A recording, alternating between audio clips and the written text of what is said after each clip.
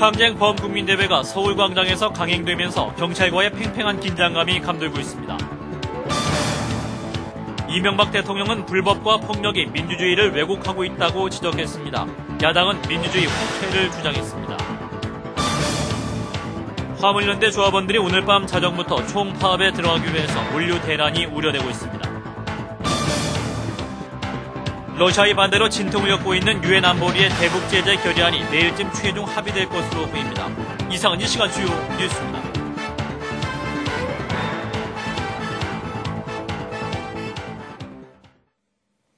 시청자 여러분 안녕하십니까?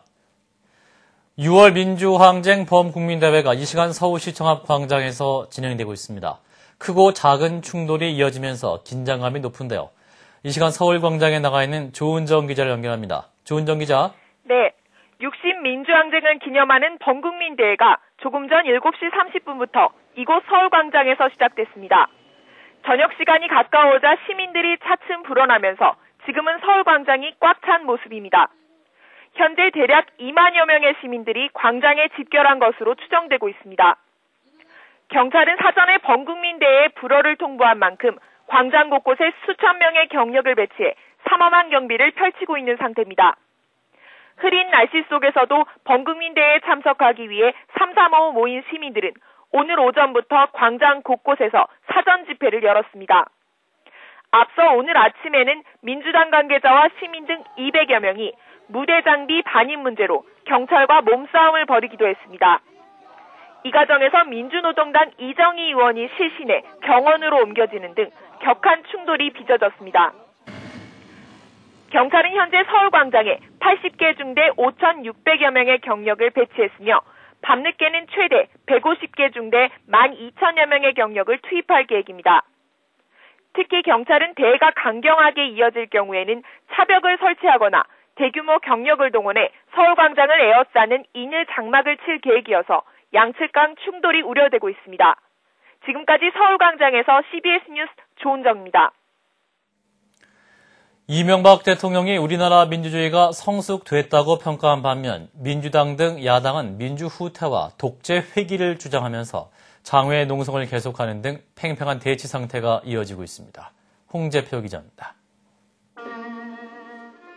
이명박 대통령은 22년 전 오늘의 60항쟁을 기념해 우리 민주주의가 성숙 단계에 이르렀다고 평가했습니다.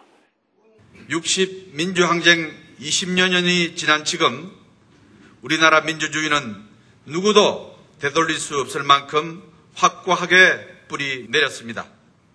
이 대통령은 그러면서도 자신의 주장을 관철하기 위해 법을 어기고 폭력을 행사하는 모습이 애써 이룩한 민주주의를 왜곡하고 있다고 지적했습니다.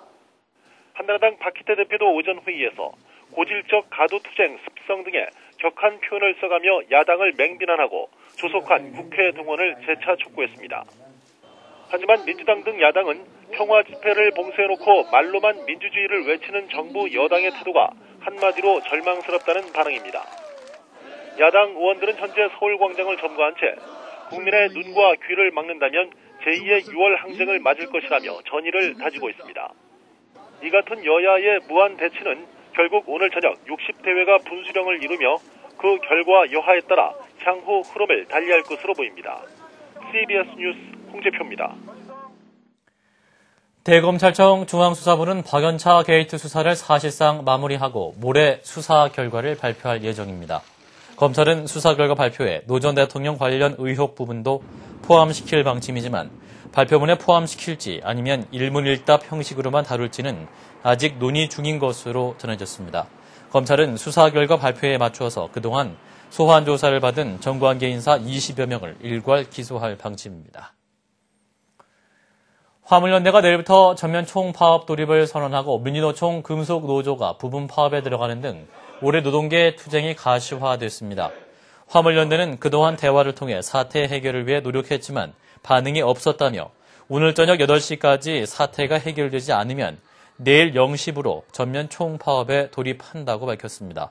이 앞서 금속노조는 오늘 완성차 지부를 제외한 170여 개 단위 노조가 지역별 2시간 부분 파업에 들어갔습니다. 북한의 2차 핵실험에 대응하기 위한 유엔 안전보장이사회 제재 결의안이 이르면 내일이나 모레 채택될 것으로 보입니다. 러시아 측이 일부 표현을 문제 삼으면서 최종 합의가 무산된 후 현재 주요국은 막바지 협의를 하고 있습니다. 김선경 기자입니다. 북한에 대한 유엔 안보리 제재 결의안이 이르면 내일이나 모레 새벽 통과될 것으로 보입니다. 당초 오늘 새벽 최종 합의에 이를 것으로 전망됐던 제재 결의안은 러시아 측이 반대하면서 무산됐고 현재 주요국들이 막바지 문안 조정 작업을 벌이는 것으로 전해졌습니다. 러시아 측이 문제 삼은 부분은 결의안 가운데 북한은 탄도미사일 기술을 이용한 어떠한 발사도 하지 말 것을 촉구한다는 내용입니다. 이는 지난 2006년의 1718호 결의안보다 확대된 표현으로 러시아는 2006년과 동일하게 탄도미사일 발사를 금지하는 쪽으로 표현하자고 제안한 것으로 알려졌습니다.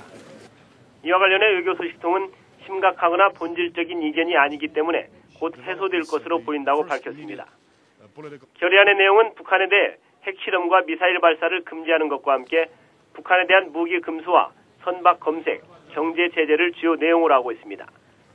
유명한 외교통상부 장관은 오늘 국회에서 북한이 핵을 개발하려는 의도가 명백한 상황에서 제재가 흐지부지 되지는 않을 것이라며 대북 제재 결의안은 구체적인 행동이 뒤따를 것이라고 설명했습니다. CBS 뉴스 김선경입니다.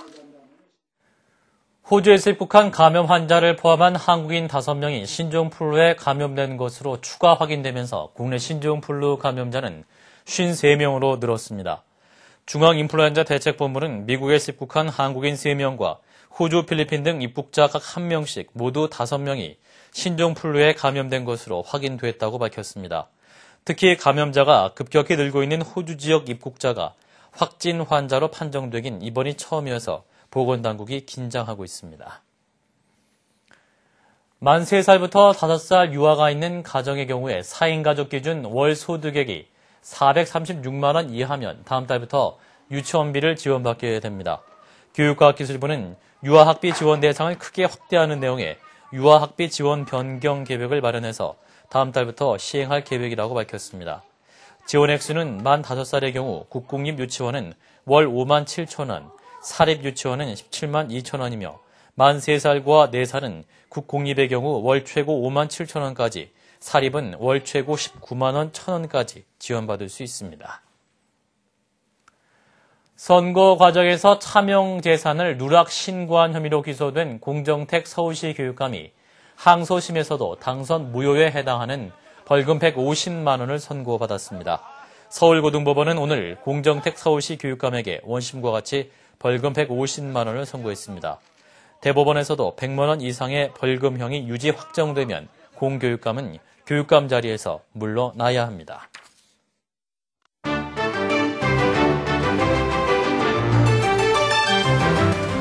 미얀마의 소수민족인 카렌족이 태국으로 피난길에 올랐습니다.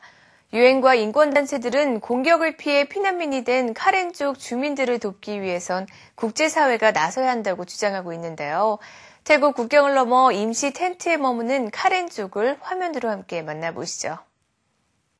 미얀마의 소수민족인 카렌족이 국경을 넘어 태국으로 피난길에 올랐습니다. 지난주 초 미얀마 정부군과 카렌 반군의 분쟁으로 시작된 공격을 피해 마을을 떠난 피난민들은 4,000명에 넘어서고 있습니다. 태국 측은 카렌족 피난민에 대해서 식품과 텐트 등을 제공하고 있지만 식량과 의약품 부족에 따른 우려가 커지고 있습니다.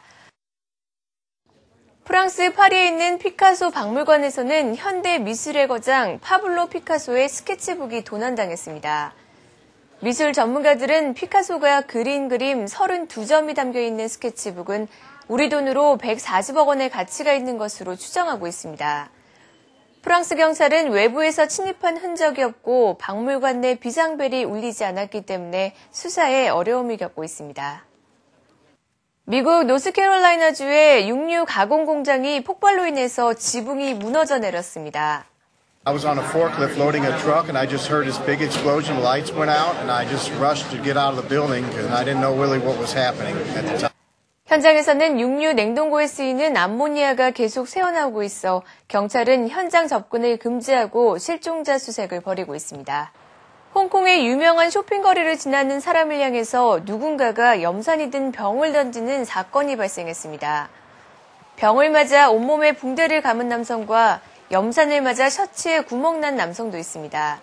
6개월 동안 3번의 연쇄적으로 벌어진 사건으로 100명이 부상당했고 홍콩 경찰은 범인을 잡기 위해서 거액의 현상금을 내걸었습니다. 지금까지 박주연이었습니다.